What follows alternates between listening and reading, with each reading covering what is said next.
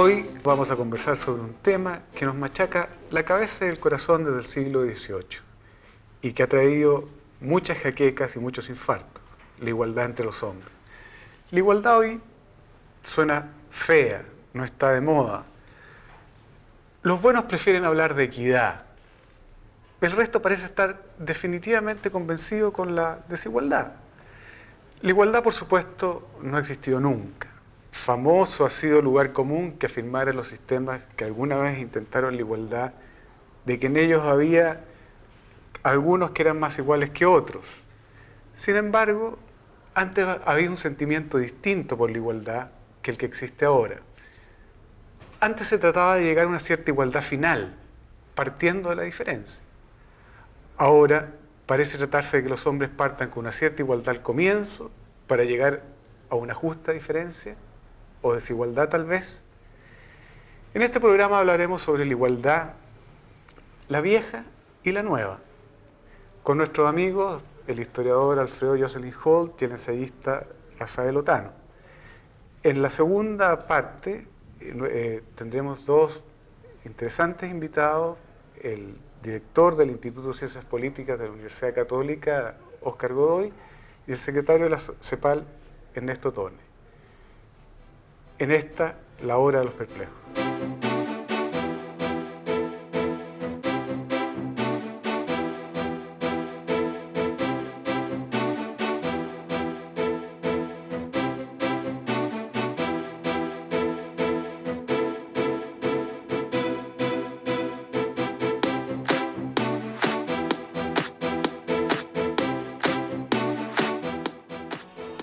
Bueno, las últimas semanas pudimos ver en la televisión chilena lo que se podría llamar un aluvión de desigualdad, que yo creo que fue algo nuevo para los chilenos, algo por lo menos no visto por la televisión. Incluso les puedo contar una anécdota de un niño que me dijo: esto yo creí que pasaba en otras partes, ¿no? Bosnia, Perú, Chechenia, etc. La desigualdad es algo que se ha tratado de mantener fuera de lo que es el discurso público, ¿no? Siempre los discursos oficiales tienen que ver más bien, hablan de la diferencia, de la natural diferencia, hablan de las grandes cifras, ¿no?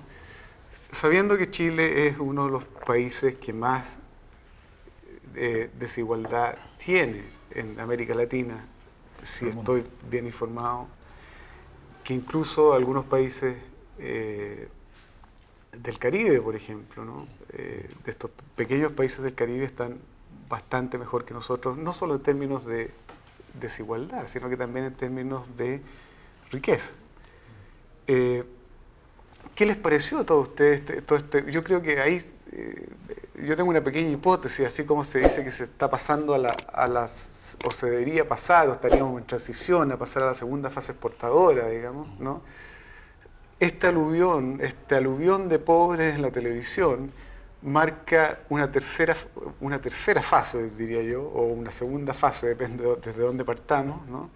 Hacia otra fantasía chilena, donde abandonamos el felino aterciopelado, ¿no? Y nos vamos a una cosa que es mucho más real, digamos, ¿no? Quería ponerle ese tema sobre la mesa. Sí, a mí se me ocurre pensar, a raíz de lo que estás diciendo, toda esta plaga de periodismo de teléfonos blancos, por llamarlo de alguna manera, de gente que presenta su casa maravillosa, diputados, empresarios, que aparecen continuamente exhibiendo y ostentando todo un tipo de griferías, de cerámicas, de mobiliario, siempre muy modestos, ¿verdad? Aparentemente diciendo que no vale tan caro, que lo han conseguido ahí en un puestecito de Roma, en Londres. Y dicho esto con mucha tranquilidad, como una cosa muy, muy cotidiana, como si esto fuese de recibo público, como algo absolutamente normal y bueno. Esto está bien, no hay que ser demasiado puritano para negar todo este tipo de bienestar y de confort, e incluso de lujo. Pero lo que es cierto, que cuando vemos que este decorado que parecía, porque esto parece como un gran decorado en que todo está bien y de repente viene la lluvia de verdad o viene el temporal de verdad y resulta que el decorado se cae y junto a estas griferías y cerámicas y mobiliarios de estilo aparece que el Chile, una gran parte de Chile está en esta situación. Entonces yo creo que naturalmente esto nos apela a una meditación, a una reflexión y sobre todo qué bien que se aproveche esto para reflexionar sobre lo que es la igualdad, ¿verdad? Y sobre lo que significa en este país las enormes desigualdades que curiosamente se están abriendo, como decías tú, con poco cargo de conciencia, porque no hay ningún cargo de conciencia ahora que las diferencias, por ejemplo, que una secretaria cobre 3 veces menos que en Europa, pero que el gerente cobre 2 veces más. Porque si el gerente cobrase también 3 veces menos que la secretaria, diríamos, bueno, es un país más pobre, no es Italia, no es Francia, no es Estados Unidos, perfecto. Pero no, resulta que el gerente muchas veces cobra bastante más que un similar que trabaja en otro país desarrollado. Digo, por lo tanto, que las desigualdades es un tema realmente bastante grave en Chile y que la anécdota verdaderamente muy, muy grave y dramática, lo ha puesto, yo creo, en evidencia y nos obliga a reflexionar. Lo que pasa es que nosotros tenemos un gran desarrollo económico, y lo están diciendo las cifras, pero no tenemos las igualdades de oportunidades. Es decir, no todo el mundo está accediendo a esas posibilidades. A mí me llamó mucho la atención hace un tiempo atrás que salió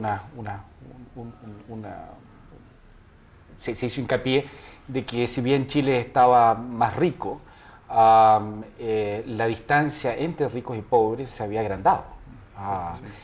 Yo creo que eso complejiza enormemente. Estamos en un fenómeno mucho más complejo en ese sentido. Yo creo que esa es una dimensión de la igualdad que es preocupante y que es el lado bueno del tema de la igualdad, porque yo creo que también hay lados negativos de la igualdad. Hay una cierta estandarización, hay una cierta homogenización en el mundo entero, ya llevándolo a un plano fuera de Chile, que comemos las mismas cosas, nos vestimos de la misma manera,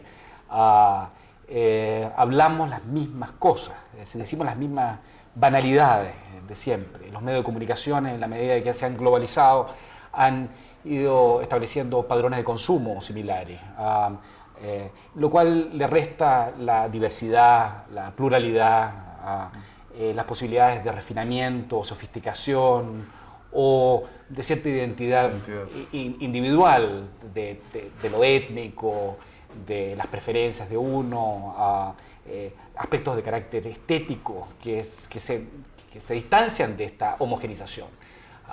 Un mundo lleno de los mismos tipos de comida rápida, de las mismas cadenas de vestimenta, etc. Es una alternativa de igualdad que a mí me parece... Habría que hacer ahí una diferencia que es entre desigualdad y diferencia. La igualdad democrática está hecha para que todos seamos diferentes. Yo creo que eso es muy importante, ¿no? ¿Para qué queremos ser iguales? Para ser diferentes. No queremos ser iguales para ser igualitarios o para repetirnos y homogeneizarnos hasta el infinito. Si el Estado moderno quiere unos niveles básicos de igualdad, es para que se le permita al ciudadano, a los grupos de ciudadanos, a las instituciones, diferenciarse, ¿no? Entonces, yo creo que es uno de los ideales y que muchas veces la objeción que se hace cuando se dice queremos más igualdad es como si quisiéramos controlar las diferencias, lo cual sería el mayor absurdo. El mayor absurdo porque la democracia es pluralismo, la democracia es que cada persona tenga su proyecto y su capacidad de realizarse según sus maneras, sus gustos y su familia, lo que sea, ¿no? Lo que pasa es que yo creo que en la medida de que nosotros podamos llegar a ser distintos, diferentes, plurales, se tienen que resguardar las necesidades básicas. Y entonces el ejemplo que planteaba Sergio era una situación límite. Aquí hay un sector amplio de la población de que no puede llegar a una situación en que podemos nosotros distinguirnos. Y entonces eso es el problema. Y esas son las aristas del sí, pues a mí, además de los ciertos problemas objetivos, hay un problema subjetivo grande que me preocupa, que tiene que ver más bien con elementos psicosociales, digamos. Indudablemente, ¿no?, que lo que se nos muestra durante los temporales ¿no? Para mucha gente no existía. ¿No? Claro. No existía. Claro. No existía desde el punto de vista subjetivo. Claro. Afortunadamente los medios de comunicación cumplieron de una manera discutible, pero eso será motivo de otro programa, pero cumplieron básicamente con mostrar, ¿no? Entonces, está fumando mucho, tú sabes que la gente reclama porque tú fumas. Debe ser que me quieren igualizar como todo el mundo, de que en un mundo no fumador. Bueno, entonces me refiero a los medios de comunicación creando, ¿no es cierto?, esta imagen, imagen país, aunque no me gusta el término porque es usado para otras cosas, digamos, ¿no? Donde lo que se muestra es algo que no existe, ¿no? Ahora, hay una cosa, efectivamente, hay una imagen que en gran parte se ha basado en la ocultación, no sé si deliberada o semi-deliberada. Yo recuerdo que un famoso empresario, famosísimo empresario, hace 4 años, cuando se dijo la cifra de 4 millones de pobres, dijo que no sabía dónde estaban porque él nunca se los había encontrado. Mientras esto, evidentemente yendo en el Volvo con polarizados, con vidrios polarizados, yo creo que no se debe ver ni se debe querer ver demasiadas cosas. Yo digo que siempre que los que vamos a pie somos los que vemos todos los viernes a gente que pide haciendo cuestaciones o petitorios sobre docenas de cosas. El que va en un auto por una parte no ve tantas cosas. Ahora, yo quisiera, dentro de lo que estaba diciendo antes Alfredo, que efectivamente una sociedad, un Estado moderno, lo que hace, o lo que yo pienso que es un ideal, es evitar que los ciudadanos tengan déficits o graves déficits en aspectos básicos, ¿verdad? Para lograr que, gracias a esta cobertura adecuada de las necesidades básicas del ciudadano, este ciudadano pueda ya luego tener, como quien dice, vida o iniciativa propia. Eso, yo sé que voy a decir una palabra que está muy vetada en el mundo moderno y que seguramente tampoco le va a gustar a Alfredo, tiene alguna idea, algo que a mí me parece bien, que es estado de bienestar. Lo digo porque el estado de bienestar...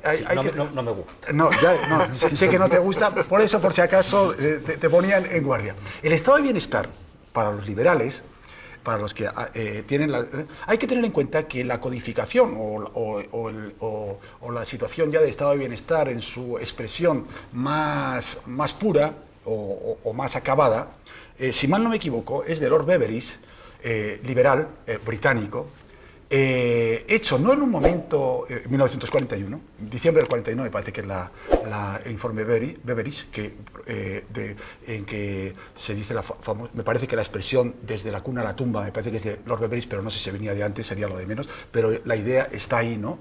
Y es curiosamente el estado de bienestar, o este concepto de estado de bienestar, que tiene esa idea precisamente que todos tengamos resueltos aspectos básicos de nuestra vida para que todos podamos ser diferentes, eso sería en ideal. Otra cosa es que el Estado después se haya podido entrometer más y eso sería otro defecto. Pero es curioso que lo hace un liberal es el que hace el gran informe sobre el estado de bienestar británico, es decir, del mundo anglosajón, en que no es lo más dado para este tipo de visiones en que la igualdad predomine sobre la libertad. Y por último, en plena guerra mundial. Por lo tanto, el estado de bienestar no es, como se suele decir habitualmente, o no sé si se dice habitualmente, pero es una de las expresiones que dicen la gente que habla así de corrido, que es como una especie de expresión, de fórmula, que aparece cuando hay estados muy poderosos en muy buena situación económica que se pueden permitir el lujo de dar todos estos servicios a sus digamos, ciudadanos. Curiosamente, peor situación que en diciembre de 1941 en Inglaterra, es muy difícil que desde Napoleón que Inglaterra la tuviese, por supuesto. Sí. Pero eso fue una situación que respondía también a la guerra. Sí. Y entonces habían problemas, por ejemplo, de distribución de de la comida, de la alimentación, hasta la familia real podía tener, ¿cómo se llama?, raciones. Y entonces, la otra pregunta, sin embargo, es si esto se prolonga más allá de situaciones límites. Evidentemente, de que hay que pensar también que el estado de bienestar responde a una crisis del capitalismo en los años 30, que fue muy grave, que también creó las mayores desigualdades, con una desocupación, con tasas altísimas de desocupación. Y por lo tanto, yo creo que hay esas situaciones, hay esas condiciones, en Chile también las tuvimos, que responden a un momento y a un contexto determinado. Otra cosa es lo que después se proyecta con un Estado en que desde la burocracia misma y a través de mecanismos de ingeniería social establecen parámetros igualizadores que impiden el desarrollo dentro de la sociedad de opciones y de creatividad y que entorpecen, por lo tanto, una mayor pluralidad. Yo creo que la crítica se puede hacer también a otros momentos históricos del estado de bienestar. Y por último, yo creo que la crítica también es válida con respecto al mercado. Es decir, cuando yo digo que se están estandarizando los padrones de consumo, es porque el mercado, a través de sus transnacionales, a través de sus mecanismos, nos piensa a nosotros como individuos en una cierta mínima dimensión, en la dimensión del consumo, ofreciéndonos los productos. Entonces, yo creo que eso también se distorsiona. El mercado es muy valioso. El estado de bienestar en su momento cumplió una función, pero extralimitada y sin fiscalización, sin sensatez, sin grado de prudencia, puede llevar a esta situación. Lo que quiero decir es que hay ciertas necesidades en que la sociedad se tiene que poner de acuerdo. Y se tiene que poner de acuerdo porque tener un hijo, por ejemplo, lo tiene lo mismo físicamente la reina de Inglaterra o la princesa de no sé cuántos o quien sea que el último súbdito. Hay ciertos aspectos de la vida en que son necesidades básicas que de alguna manera el Estado o la sociedad, digámoslo, lo tiene que garantizar o lo tiene que apoyar o lo tiene que proteger, ¿verdad? Y eso, digamos que es un aspecto de igualdad, igualdades, llamémosles, esenciales, ¿verdad? Para que precisamente, otra cosa sería la intromisión, efectivamente, el estado de bienestar, la objeción que se le ha puesto, y seguramente con mucha justicia, es una cierta burocratización de todo, ¿verdad? Una cierta intromisión. Bueno, eso de acuerdo, eso es una discusión.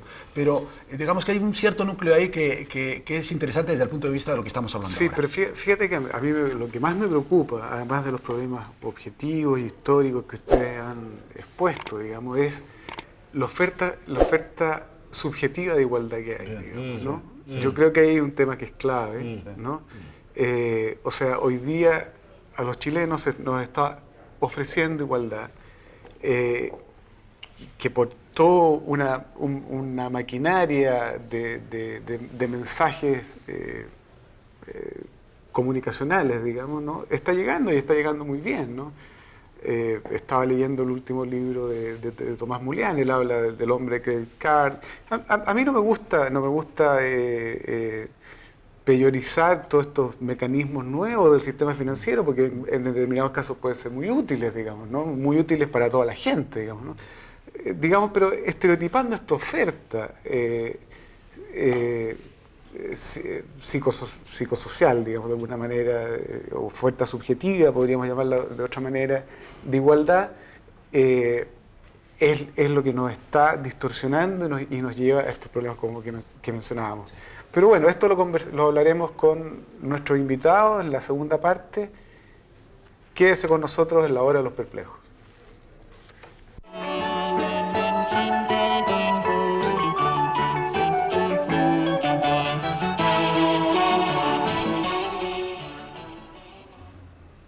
Continuamos con la segunda parte de la hora de los perplejos, ahora con nuestros invitados, Óscar Godoy, director del Instituto de Ciencias Políticas de la Universidad Católica, Ernesto Tone, cientista político, secretario de la CEPAL.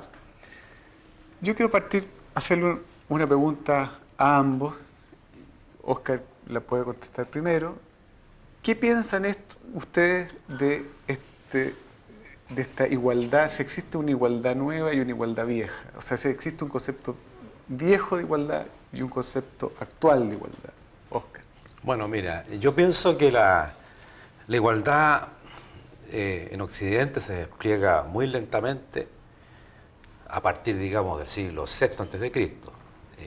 Y allí se instaura, especialmente en las democracias griegas, ¿verdad? Atenas es un buen ejemplo, y quizás más eminente, por su importancia política, la isonomía, es decir, la igualdad ante la ley. Es una igualdad, digamos, la más antigua. Es decir, que la ley, siendo universal, vale para todos aquellos que están bajo su marco.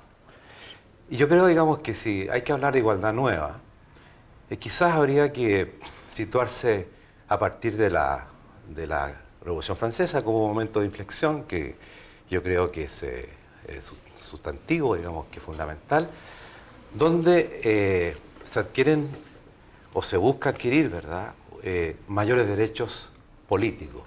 Y ahí el giro es distinto, porque no es ser igual ante la ley, sino más bien ser sujeto de demandas legítimas para ejercer ciertas libertades y ciertos derechos, ¿verdad?, que es la igualdad jurídica más bien.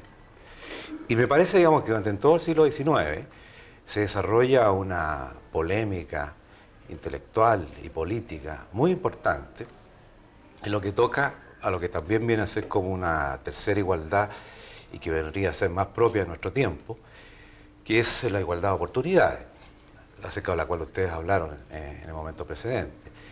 Esa igualdad de oportunidades es una igualdad expansiva, porque la verdad es que el estado de bienestar, como bien se dijo, que se desarrolla muy fuertemente en este siglo, adquiere un desarrollo, yo diría, gradual, donde distintos aspectos de la vida humana buscan ser transformados en bienes preservados y asegurados por el poder político. Esa expansión yo creo que es importante, forma parte de un programa ilustrado que tiene sus raíces en el siglo XVIII, ¿verdad?, del desarrollo del liberalismo, ¿verdad?, y de lo que podríamos denominar el liberalismo igualitario. Quiero evitar la palabra socialismo, ¿verdad? Eso, diría yo, es nuevo, eso es nuevo.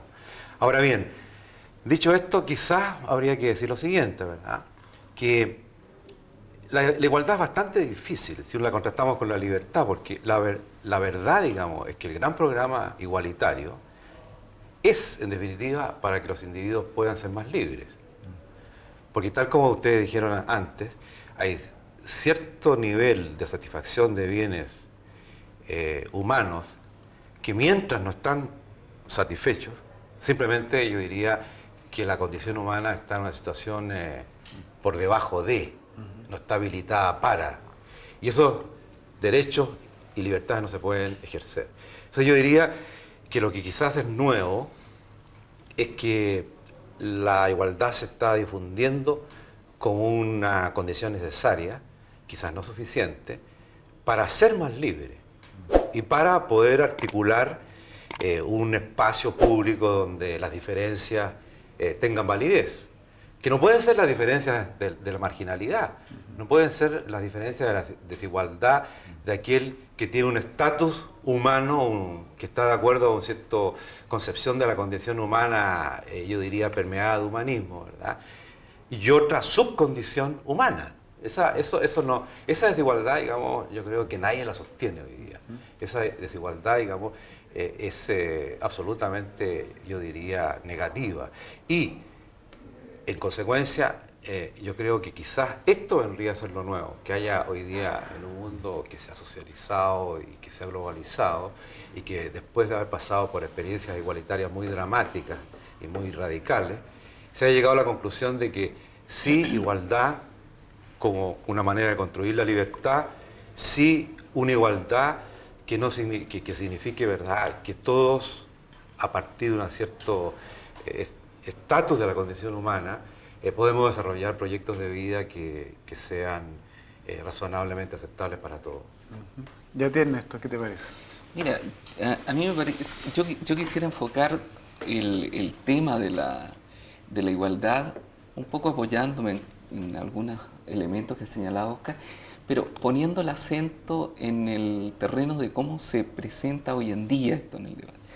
Porque efectivamente el tema de la igualdad como posibilidad, no solo como una posibilidad de que cada ciudadano pueda alcanzar, de acuerdo a su esfuerzo, su desarrollo, etcétera, las metas que se propongan, es una idea, tal como lo señalaba Óscar, relativamente nueva en la historia de la humanidad. Es decir, una ciudadanía efectiva que se pudiera llevar a cabo. La adscripción por nacimiento a una suerte, a un destino, fue lo que marcó quizás la historia de la humanidad antes, digamos, del concepto de ciudadanía ligado a la Revolución Francesa, en fin, a todo el proceso de las luces, el iluminismo. Entonces, de allí hasta acá la humanidad ha recorrido un camino muy, muy complejo, porque no ha sido un camino de la racionalidad, de una razón que impone metas que se van alcanzando y los hombres van expandiendo su libertad y van expandiendo su igualdad. La historia es mucho más sucia, es mucho más compleja, es mucho más enredada en esto. Entonces, yo creo que el debate actual está marcado por distintas experiencias. Está marcado por las experiencias del llamado socialismo real, digamos, del colectivismo, que fueron experiencias muy fuertes de una búsqueda de una igualación final, por decirlo así. Que sin embargo tuvieron experiencias muy trágicas en el terreno de la libertad y también en el terreno de la igualdad, porque no es que tampoco en el terreno de la igualdad se haya llegado a sociedades muy felices como resultado y muy igualitarias. Y de otra parte, se viene de una experiencia también donde por decirlo así, una visión extremadamente individualista, donde se prioriza que ganen los capaces y de que no se le pongan trabas a los capaces, también genera sociedades desarticuladas. Y eso es lo que estamos viviendo hoy día con muchos problemas, que ustedes lo tomaron en la conversación de varios puntos de vista, de la globalización, etc. Pero el gran desafío hoy día, si es posible, sociedades globalizadas, modernas, que sean capaces de tener un acceso de todos, digamos, a una modernidad que no sea excluyente. Y lo que estamos viviendo hoy día es el peligro de sociedades uniformemente globalizadas de una parte y desarticuladas como sociedades. Y este es un peligro muy grande. Entonces yo creo que hoy en día se vive un momento de perplejidad, por hacerle un guiño de ojo al programa, pero un momento de perplejidad y de una cierta modestia. Yo creo que no es tiempo de soberbias en la respuesta al tema de la igualdad. Incluso el tema del estado de bienestar, yo creo que sería bueno conversarlo un poco más en este sentido, de lo que tuvo esa experiencia como un elemento muy fuerte y cómo se está rediscutiendo hoy día en el debate europeo. ¿Y lo están tratando de rescatar el estado de bienestar? ¿Tú lo ves como tomando en cuenta la experiencia y que incorporan las críticas y hay una propuesta de ese tipo? Sí, mira, no es solamente un problema de crítica, es un problema que el estado de bienestar que surge, digamos, de los años 30, de la Segunda Guerra Mundial, etc., hoy en día como tal no puede mantenerse. No solo porque los fenómenos de la competitividad global han generado problemas de un acrecentamiento de la competitividad, de la globalización, etc., que pone ciertos problemas al tipo de crecimiento que generaba, digamos, las posibilidades del estado de bienestar, sino por problemas también de estructuras demográficas que cambian, etc. Es decir, un estado de bienestar a la Europa de los 50, de los 60, no se puede sostener en esa manera y eso es evidente. Ahora, el problema es, y naturalmente, ese estado de bienestar, que yo creo que es un punto alto de la civilización, es un punto alto, digamos, el hecho de que no solo a los ganadores les vaya bien, sino que los perdedores no estén en la indefensión y haya un conjunto de elementos donde hay un bien público que se protege, me parece un elemento importante. Ahora, eso genera también ineficiencia, y genera privilegio, y genera abuso, y genera también, en algunos momentos, por decirlo así, un cierto poco premio al mérito y premio al desmérito. Entonces, no todo lo que hay en el estado de bienestar es una experiencia positiva. Ahora, yo creo que por necesidad hoy en día hay una rediscusión de eso, más que por voluntad. Y esa necesidad está llevando a propuestas, por decirlo, digamos, entrando al área chica, por después que están lejos del estado de bienestar tradicional, pero lejos de una ideología thatcheriana en este terreno. Yo creo que se está situando el debate en un terreno mucho menos ideológico y mucho más de cómo se preservan determinadas respuestas públicas necesarias frente al bienestar de la población y se liga esto a temas tales como el de la productividad, como el del espíritu de empresa, etc. Es decir, yo creo que se está generando una desideologización de ese debate y una búsqueda de construcción. Yo creo que es interesante eso en el sentido de que al menos hay que admitir que el estado de bienestar ha sido un modelo que en sí era un modelo de dignificación de lo que es una historia, ¿no? de la historia occidental.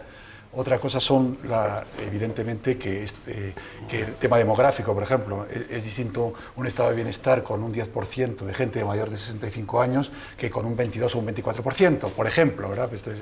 Los problemas que se están produciendo en este momento en toda Europa. Pero a pesar de todo, el estado de bienestar en Europa yo creo que no es discutido en cuanto al concepto, es discutido en cuanto a su práctica, en cuanto a sus limitaciones, en cuanto a su extensión. Y yo creo que incluso los más conservadores en Europa en este momento son personas que asumen las grandes líneas del estado de bienestar, aun discutiendo y poniendo en tela de juicio muchas de sus aplicaciones, quizá. Pero, sin embargo, yo creo que en el caso chileno, por poner ya el caso más concreto, ¿no? Nunca ha habido estado de bienestar, quiero decir, ha habido deseo de estado de bienestar, me da la impresión, no soy ningún experto ni nada parecido, pero sí que me da la impresión... Pero hemos tenido algunos aspectos sí, claro, positivos, como por ejemplo tuvimos una cobertura de salud más igualitaria de lo que hemos tenido y con buenos niveles. Yo creo que eso es un punto que se ha ido perdiendo. El tema de la educación. Ha habido 2 o 3 puntos que sí, y en otros, por ejemplo, jubilación, exacto, muy malo, tema del desempleo muy malo. Quiero decir que hay ciertos elementos que efectivamente hubo unos avances muy significativos en los 60 o los 50-60, pero que también no fue un estado de bienestar bastante cuajado todavía. O sea, no se había llegado, es decir, desarticulemos este estado de bienestar tan enorme, no. Era un estado que estaba embrionariamente en temas centrales, sobre todo educación, yo creo que era lo que más se avanzó. Lo que pasa es que el modelo de estado de bienestar aplicado a realidades distintas, efectivamente se refleja de manera distinta, digamos. Es distinto el estado de bienestar en una Inglaterra industrializada, digamos, con una renta per cápita X, ¿verdad? Y la aplicación del estado de bienestar en Chile, etcétera, ¿verdad? Con una renta per cápita menos X, digamos. Entonces, eso da resultados distintos. Yo creo, digamos, que el estado de bienestar ha dejado lecciones importantes en la historia. Como todas las experiencias, las grandes experiencias sociales, ¿verdad?, de gran entidad, así como el socialismo. Y yo distinguiría entre lo que ocurrió, digamos, en el socialismo centralizado de lo que es el estado de bienestar. Son dos cosas completamente distintas, ¿no?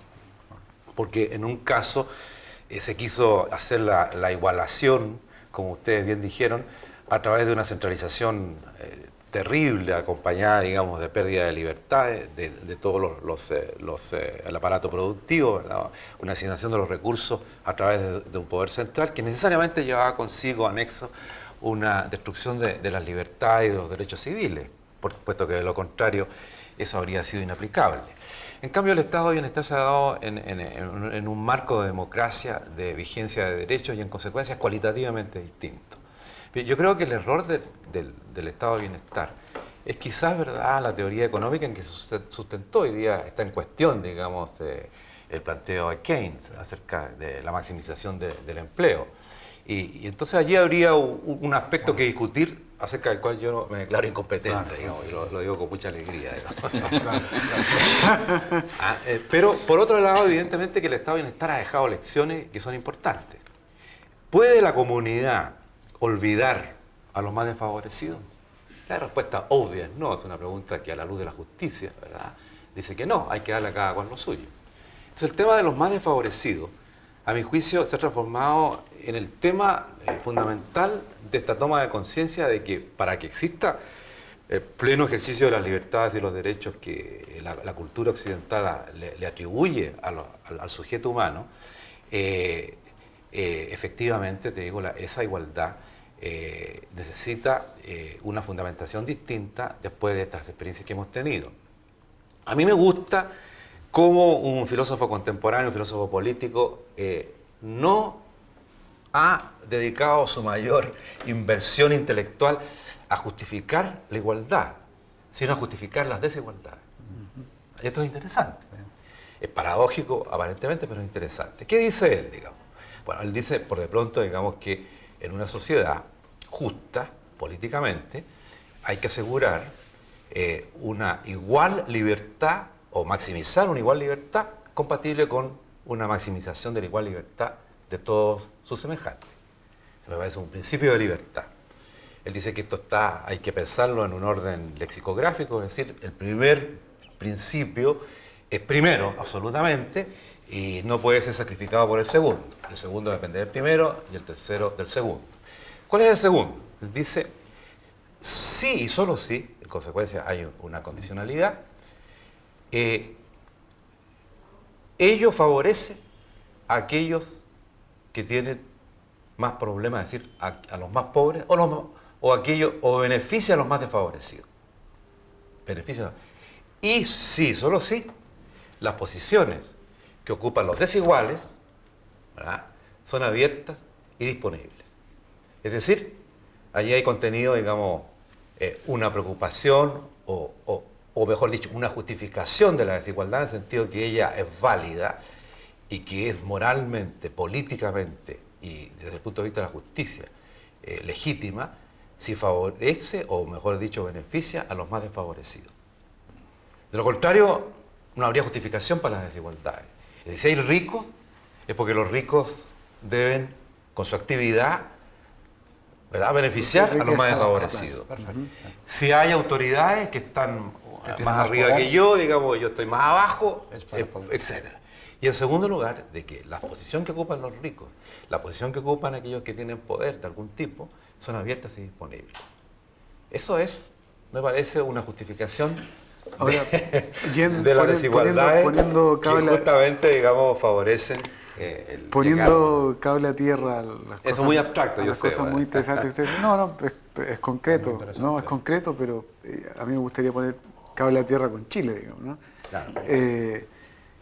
A mí me parece una opinión muy personal de que eso va en un sentido contrario, se está provocando tanto en el sentido del poder como en el sentido de la distribución de la riqueza, digamos, una brecha cada vez más grande, o sea, en el sentido, con el poder una incomunicación cada vez mayor, ¿no?, y con la riqueza una brecha económica que es muy grande y además muy desinformada, ¿no? O sea, no necesariamente hay una mala intención o una maldad como antes se pensaba, digamos, ¿no es cierto?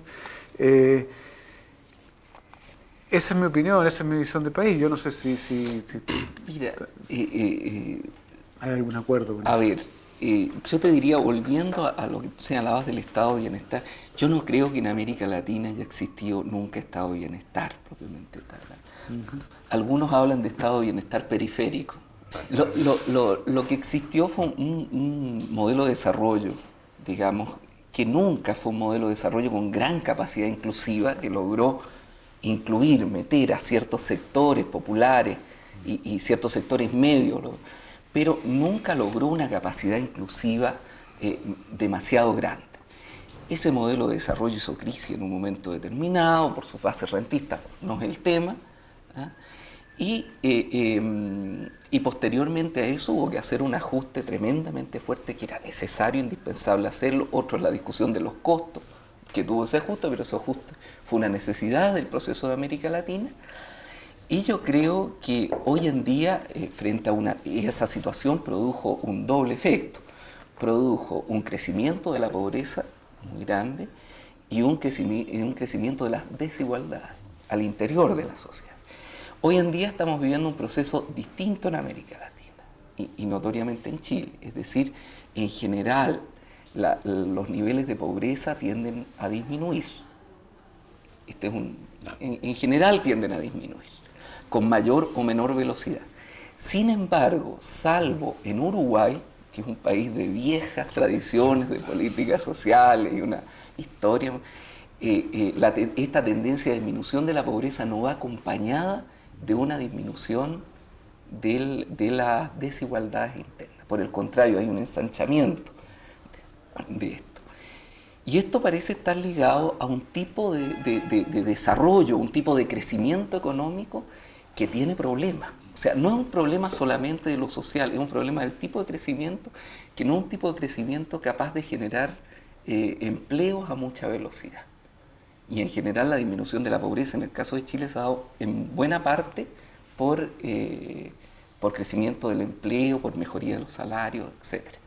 Entonces en este momento se está en un momento un poco complicado. Esto para señalar el mundo que estamos, digamos. ¿Ah? Ahora, me parece que si bien no existió estado de bienestar, sí lo que existió, y notoriamente en Chile, fue un estado con una aspiración social, con un compromiso social, con un bien público en la educación, en la salud, etc. Lo que algunos llaman un Chile mesocrático, un Chile donde, digamos, Chile de capas medias en este sentido. Yo creo que frente a la situación actual es necesario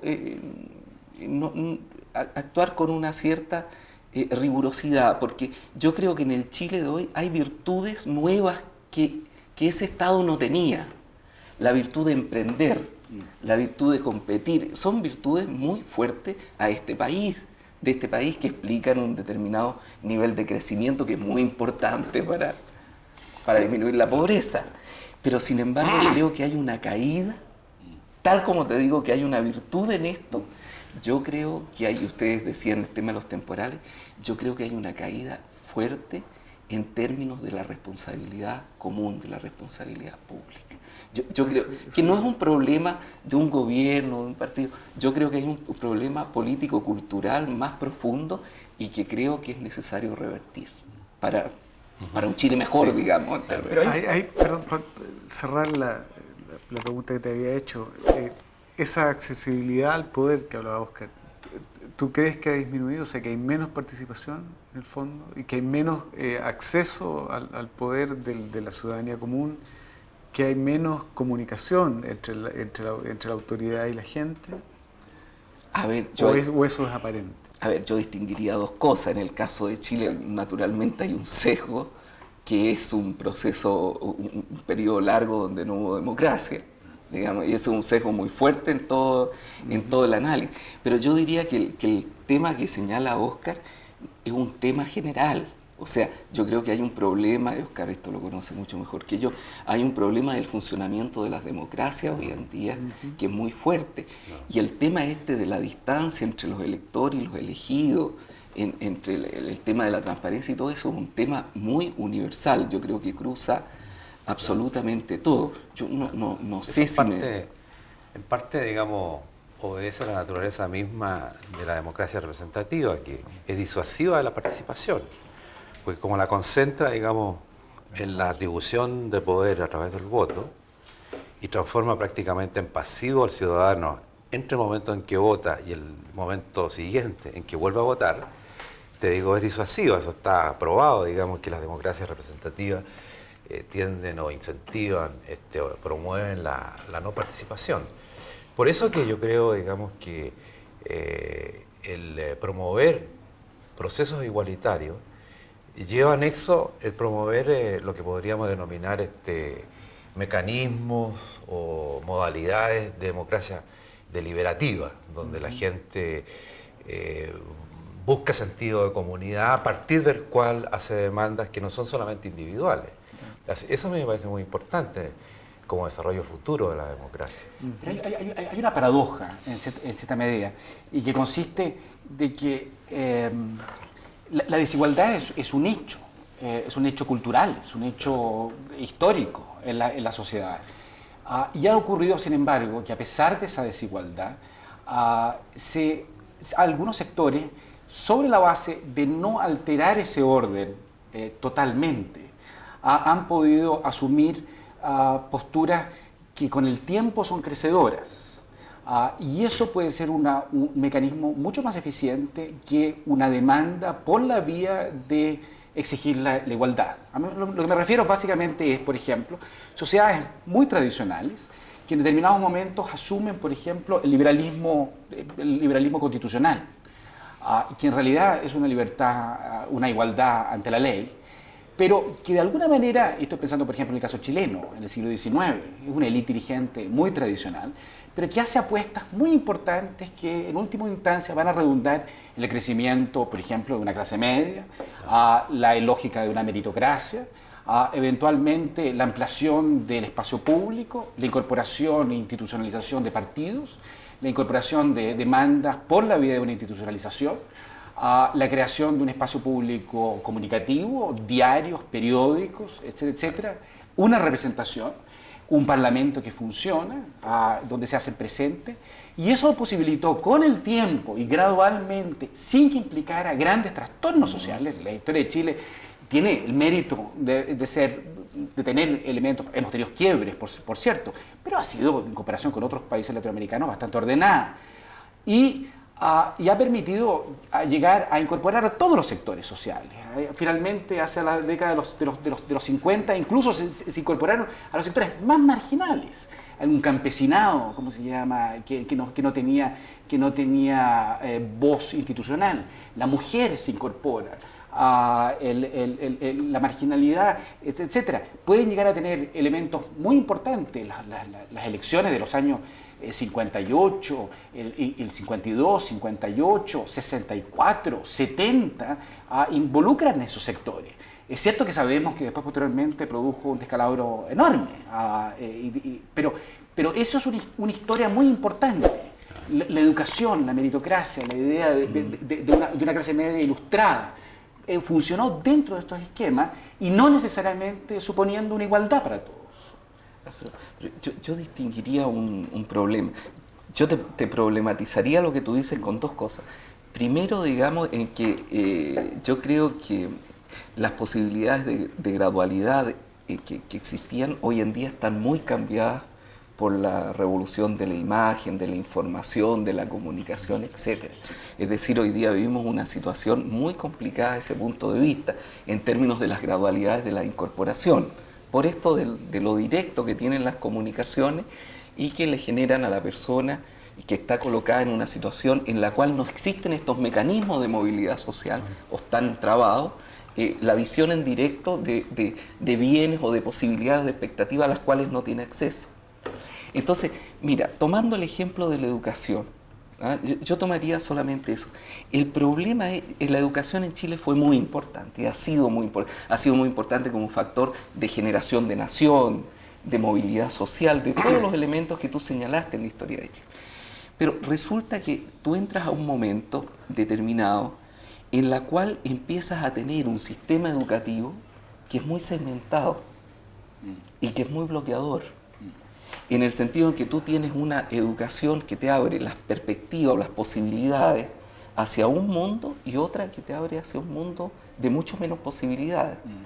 Entonces, si tú no generas, y esto en la investigación educativa está muy, muy comprobado, si tú no generas una igualdad de calidad en la educación muy inicial, en la preprimaria y en la primaria, todos los procesos posteriores para atrapar esta desigualdad inicial son muy difíciles, son muy costosos, entre otras cosas, pero son extraordinariamente difíciles. Entonces, yo creo que el tema de la diferencia es un tema distinto al de la igualdad de oportunidades. Sí, pero Ernesto, en ese tema en concreto, es decir, cuando tú piensas, por ejemplo, tenemos algunos datos. Cuando tenemos una prueba de aptitud académica, tenemos una situación muy distinta a cuando teníamos bachillerato. El bachillerato operaba sobre la base de una meritocracia, de una idea, ¿cómo se llama?, de algunos sectores accediendo a mayores conocimientos. La prueba de aptitud académica ha bajado los niveles culturales, a nivel de la universidad, ha producido esos efectos y ahí hay detrás un prurito de carácter igualizador. Es decir, quizás en algunas áreas es necesario establecer elementos o aspectos que privilegien un cierto conocimiento que supone una desigualdad. Es decir, no todo el mundo puede llegar a saber de la misma manera. Yo con eso estoy completamente de acuerdo. Yo lo que planteo es otro tema, es el tema de que si tú le entregas a un niño de 6 años, de 7 años, una educación de una calidad y a otro niño de 6 años una educación de otra calidad, no tiene ninguna posibilidad de competir. Entonces, el tema de una educación primaria que genere un punto de partida, que sea, incluso te digo más, en la investigación educativa cada vez más se ve que el entorno educativo es muy importante para los resultados, es decir, el grado de escolaridad de los padres, por ejemplo, que hayan libros en la casa, en fin, una serie de elementos. Entonces, cuando eso no existe, y ahí ya tienes un punto de partida muy diferente, la educación primaria para los sectores más desfavorecidos debería tener un esfuerzo público mucho mayor, porque tiene que sustituir un entorno familiar, cultural familiar, que este no lo va a tener y que el otro lo tiene. Entonces, lo que yo te planteo no son, yo estoy completamente de acuerdo con lo que tú señalas, lo que yo señalo es un tema de una igualdad de oportunidades de partida. Y yo creo que ahí hay una responsabilidad pública de la cual el Estado como tal no puede dimensionar. Entonces, claro, ¿tú estarías de acuerdo con la idea de que accedamos igualitariamente a la posibilidad de ser distintos? Por supuesto, pero para acceder igualitariamente a la posibilidad de ser distinto y no ser distinto por adscripción, sí, evidente. No, tú necesitas mecanismos igualizadores. De acuerdo. Ahí estoy yo. Pero ahí aparece el tema de la modernización del Estado, en el sentido de que las políticas públicas hoy día, después de la caída del Estado de Bienestar, no han sabido, digamos, focalizarse lo suficientemente como para tener los efectos necesarios para que existan esas igualdad de oportunidades. Y yo creo que el mejor ejemplo es la educación, donde, como dices tú, y yo comparto plenamente la opinión de Ernesto, hay una segmentación, hay una educación para un sector del país que le da ventajas, por así decirlo, respecto a sus proyectos de vida que son formidables, y otra que le da desventajas. Y en consecuencia allí hay un déficit de política pública, ¿verdad?, con un alto contenido de igualdad de oportunidades que tendría que tener a la vista las oportunidades que tienen los del otro segmento para, de algún modo, colocarlos al mismo nivel en el punto de partida. Claro. Quizás, digamos, el gran tema al discutir el estado de bienestar es la extensión del estado de bienestar, ¿verdad? Porque cuando se dice el estado de bienestar desde el nacimiento desde la cuna hasta la tumba, hasta la tumba, digamos, fuera de los aspectos siniestros que tiene de que alguien a uno lo conduzca, digamos, de esa manera y le fije la ruta, ¿verdad?, le mapee la existencia. Lo encuentro, por supuesto. Ahí hay un problema. Tremendo. El estado de bienestar también se ha demostrado en algunos casos ineficiente.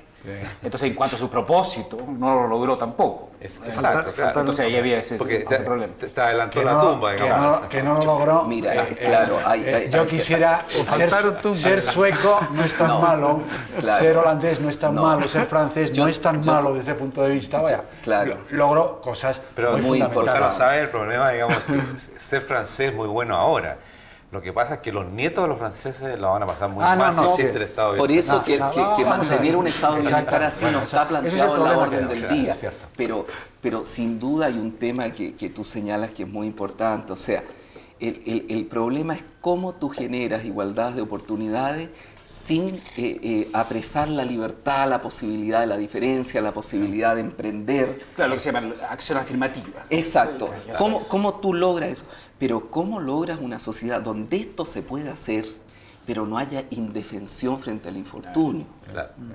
Que es lo que veíamos con el aluvión.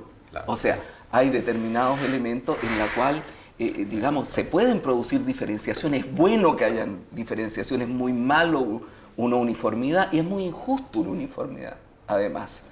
Pero el terreno es, que se plantea es primero de que todos tengan posibilidad de competir. Eso hoy en día en América Latina no lo tenemos. Hay un Ahora, punto respecto de, me interesa ese, perdón,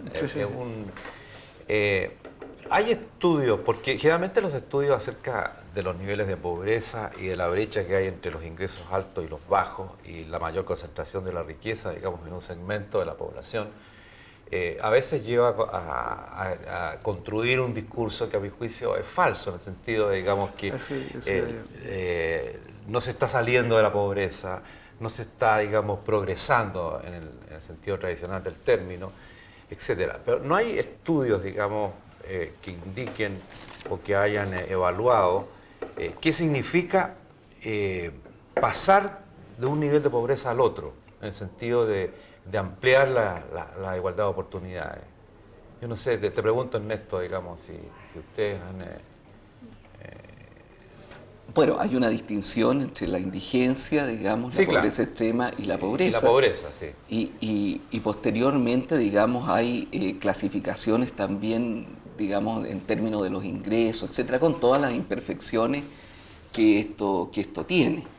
Ahora, a partir de eso, lo que te da el cuadro de América Latina es una situación en la cual, en términos de la situación de los 80, de la crisis de los 80, tú en pobreza te has recuperado mucho. Ahora, en términos de equidad en la sociedad, o sea, en términos de una igualdad, de una distribución más equitativa, la diferencia se ha ido agrandando entre los diferentes Ahora, sectores. esa distribución es un mal. Ese es claro, esa es una buena pregunta, digamos, en términos si esa distribución es un mal. Yo creo que aquí no hay una respuesta absoluta. Claro. ¿Ah? No hay una respuesta absoluta. Hay una respuesta clásica que dice mientras los ricos les vaya más bien y sean más ricos, es mejor para la sociedad. Eso no es completamente falso, pero no es completamente verdadero tampoco. El inverso tampoco. Porque resulta que son sociedades las latinoamericanas, muchas de ellas que tienen niveles de ahorro muy bajos, niveles de inversión muy bajos, es decir, donde tenemos, digamos, un sector empresarial que es muy poco empresario en ese sentido, digamos, y muy poco largoplacista. Entonces, aquí hay una situación general del desarrollo donde la experiencia que hay a nivel mundial es que en general las sociedades más preparadas para adaptarse a los cambios, para generar mayor ciencia, mayor tecnología, incluso para los temas de flexibilidad, son sociedades más equitativas, digamos. Yo creo que en ese sentido, y no en un sentido como moralista general, yo te diría que creo que las sociedades más equitativas son más eficientes. Además, yo a largo plazo en términos de educación y conocimiento. Y yo creo que además eso, a mí pienso yo que eso en un mundo que se dice cada vez más global y donde las sociedades requieren niveles de apertura mucho más grandes, va a necesariamente plantear de que va a ser una condición absolutamente necesaria crear lo que yo llamo una sociedad cognoscente, es decir, por ejemplo, ¿verdad? Así con una alta dotación. No puedes tener una sociedad cognoscente con recursos humanos, un recurso humano terriblemente diferenciado y donde hay una parte que está abajo del conocimiento. Claro. Ahora, ¿Cómo vas a adaptarte? Ahora, desde el punto de vista de la educación, que tú le das la importancia que evidentemente tiene, digamos, ¿no crees tú también que se está provocando ahí una brecha parecida a la distribución de la riqueza? Mira, yo creo que este tema, y tú lo puedes ver en todo el debate, en el debate europeo hoy día, es tremendamente central. Lo de Blair, que voy a hacer de la educación la pasión de mi gobierno, en fin, está puesto muy en es un problema global. Y yo creo que en el caso de Chile yo creo que el tema, por decírtelo así, el tema de lograr una educación preprimaria, que hoy todavía es muy poco extendida, fuerte, con capacidad de llegar a todos los sectores, de una educación básica, de buena calidad para todos, y yo ahí soy muy inflexible en esto, yo creo que eso es un deber de la sociedad hacia los niños, punto. De tener una educación secundaria que hoy día vemos tan reventada, o sea, una educación secundaria que se pensó primero como una etapa entre la educación primaria y la educación universitaria, y que hoy en día se sabe que no conduce a eso, no se sabe mucho a qué conduce. que no tiene salidas y entradas, que no tiene flexibilidad frente a lo que pasa en el mundo del empleo, son tareas fundamentales. Pero hay una cosa muy interesante, es de que los sujetos que han accedido al mundo en aras de una cierta igualdad en el ámbito público han manifestado sus diferencias. Estoy pensando, por ejemplo, en las mujeres, las clases sociales preteridas, de algún modo. Es decir, precisamente por haciendo hincapié en las diferencias, pueden acceder y decir, bueno, nosotros tenemos valores. Hay un mundo de valores que corresponden al género mujer, que lo hace distinto a los hombres. Hay un mundo de valores que corresponden a cierto tipo de sociedades populares, por ejemplo. Una de las cosas que me preocupan es de que se pierda esa idiosincrasia, esa heterogeneidad, de que dejen de tener sus referencias una vez. Es decir, ¿cómo se logra eso? ¿Cómo se logra que puedan tener esa igualdad de partida, pero que preserven de algún modo u otro, particularmente el aspecto cultural, el aspecto social, el sentido de comunidad? Ese es el problema. Yo creo que ahí quizás habría que precisar, hacer algunas precisiones, ¿verdad? Yo diría que por un lado hay la condición humana general, ¿verdad? Ella demanda una serie de bienes, sin las cuales no puede desplegarse como tal, simplemente. Es decir, ya hablamos, si hay subconsumo, si no hay insatisfacción de bienes básicos, la condición humana está violada. Y eso es intolerable, inaceptable, digamos, no solamente... Hay miseria. Exacto, claro. Pero a partir yo diría, de una igualdad de oportunidades para que la condición humana se ejerza al nivel de ella, de su dignidad, de su valor intrínseco, ¿verdad? Se plantea el tema de las diferencias. Yo creo que no se puede plantear antes, además, ¿verdad? No, de acuerdo. ¿No es cierto? Hay un primum vivere tradicional y muy viejo, ¿verdad? A partir de allí. Y ahí, a mí me parece, digamos, que una sociedad abierta y liberal debe ser cada vez más analítica para distinguir el máximo de diferencias que deban incluirse y ser satisfechas por una sociedad bien constituida. Y evidentemente que ahí... una sociedad abierta. Claro, exacto, que hoy día en Chile todavía, digamos, tengamos problemas con el tema de la mujer, me parece terrible. Y evidentemente eso inmediatamente nos pone frente a que otros temas que ya son como de la oscuridad, de la marginalidad, como la homosexualidad, ¿verdad? Nos parece terribilísimo. Pues somos una sociedad conservadora, ¿verdad? Y ciega e ignorante, ¿verdad? Y sin desarrollo. Ahora, Pero yo creo, digamos, que a medida, digamos, que el país progrese, se abra, se inserte en una cultura, digamos, más compleja, van a ir surgiendo, digamos, diferencias que van a adquirir su legitimidad, su espacio y el espacio que le corresponde, en virtud, digamos, que ellas emergen de algún modo de la condición humana, una vez satisfecha ese mínimo básico, digamos. De la condición. Yo lo que veo es el tema, un poco, el tema de la igualdad, unido mucho al tema de la ciudadanía. Es decir, el déficit que yo percibiría en una sociedad como la chilena es que la persona, antes que ciudadano, es muchas cosas, ¿no? O sea, yo les digo a los políticos que desde los 23 años han sido líderes, no han tenido tiempo para ser ciudadanos en toda su vida. Toda su vida han estado mandando. Nadie no han obedecido nunca. Digo, ¿pero de qué vais a ser vosotros políticos? De nada. Quiero decir, el gran político es un político ciudadano. Un político que tiene el sustrato básico de todas las revoluciones que ha habido a lo largo de la historia, que es del ciudadano, lo inventa el discurso de Tucídides, ¿no? de Pericles, siglo V antes de Cristo, pero desde luego el ciudadano es la gran creación de nuestra civilización, una de las creaciones de las cuales nos podemos sentir ciertamente orgullosos y en el cual liberales y socialistas podemos tener todos una visión muy igual. Y un gran orgullo. Bueno, ¿qué pasa? Lo que yo noto es que, por ejemplo, un político que previamente no sea un ciudadano, no es político, va a discurrir desde unas superestructuras que no es el individuo que ha recorrido, que ha amado su barrio, sabe lo que es el concepto de vecindad, sabe lo que es el concepto de amistad, sabe lo que es el concepto de obedecer de someterse a normas. Si has estado mandando siempre, vas a ir a 160 por hora, porque tú tienes derecho, siempre tienes derecho a la excepción. Los que no tenemos derecho a la excepción somos los que no. Esto es una cosa gravísima. Y yo creo que las sociedades, por ejemplo, europeas más avanzadas, lo digo porque España es una sociedad también de muy poca ciudadanía, tradicionalmente, por eso lo digo.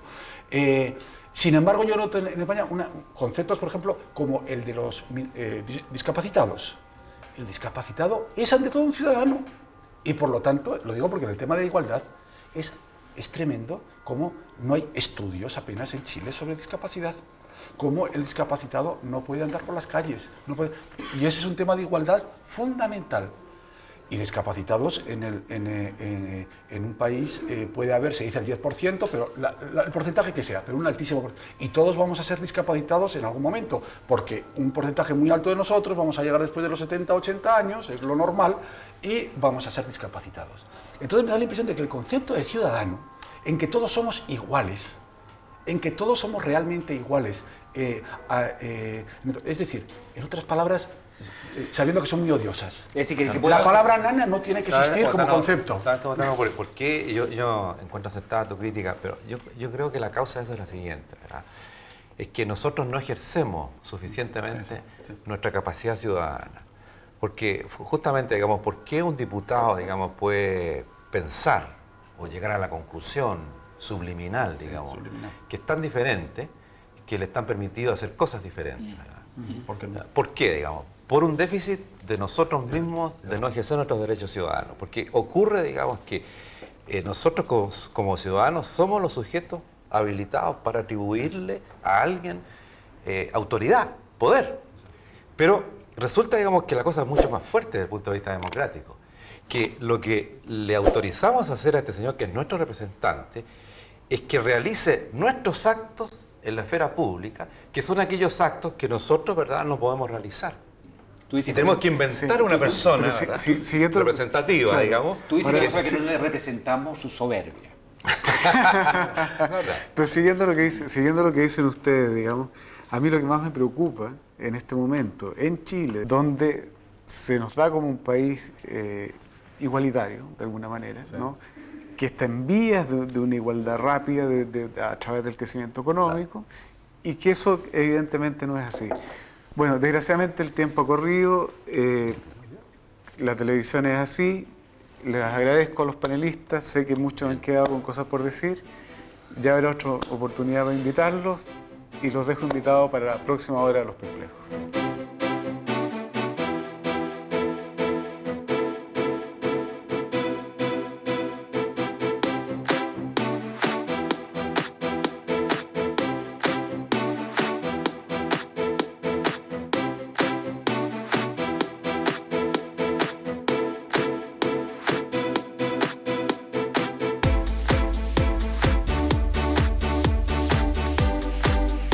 No olvides suscribirte a nuestro canal en YouTube.